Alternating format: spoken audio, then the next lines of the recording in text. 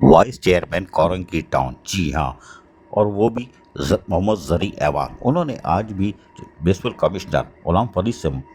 نے جا کے ان سے ملاقات کی اور ترقیاتی کاموں کے حوالے سے میونسپل کمشنر نے وائس چیئرمین محمد زرعی ایوان کو تعمیراتی کام کی رفتار کے حوالے سے آگاہ کیا۔ تو محمد زرعی ایوان نے یقینی طور پر کہا کہ کام کی رفتار کو تیز کیا جائے تاکہ لوگوں کو سہولیات کی فراہمی کو یقینی بنایا جا سکے۔ اس موقع پر میونسپل کمشنر نے جہاں وائس چیئرمین محمد زرعی ایوان کو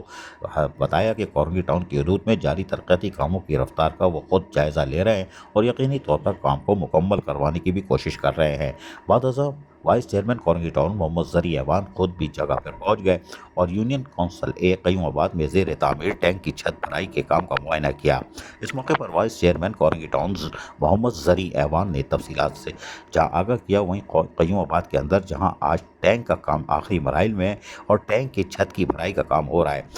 انہوں نے کہا کہ لوگوں کو پیغام دینا چاہتا ہوں کہ جو لوگ کہتے ہیں کہ پاکستان پیپلز پارٹی کام نہیں کر رہی، وہ لوگ اپنی آنکھوں سے دیکھ لیں کہ کام تو صرف پاکستان پیپلز پارٹی ہی کراتی ہے، اور یہ 10 کروڑ کے کام ہے جس کا اتنا بڑا فائدہ ہوگا، یعنی لوگ پینے کے پانی سے جہاں متاثر ہوتے ہیں، اسے ہماری کوشش ہے کہ ہم لوگوں کو سہولیات کی فراہمی کو یقینی بنا سکیں۔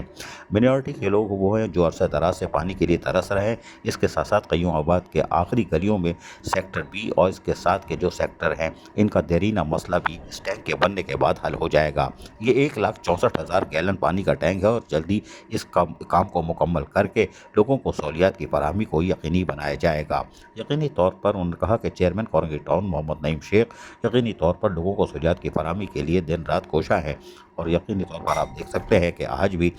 چھت کی بھرائی کا کام آخری مراحل میں اور تیزی سے کو مکمل کیا جا رہا ہے۔ محمد زرعی ایوان وائس چیئرمین کورنگی ٹاؤن نے امید ظاہر کی کہ کام کی رفتار کو تیز کر کے جلد سے جلد مکمل کر کے لوگوں کے حوالے کر دیا جائے گا، اور اس سے پانی کے ٹینک سے جو سہولیات میسر آئے گی اس کے ثمرات یقیناً کورنگی ٹاؤن کے، قیوم آباد کے اور وہ ٹیلنڈر کے لوگ جو ہوں گے ان کو یاد آئے گا۔ عزیز عارف، KBS بلدیاتی نیوز، کراچی۔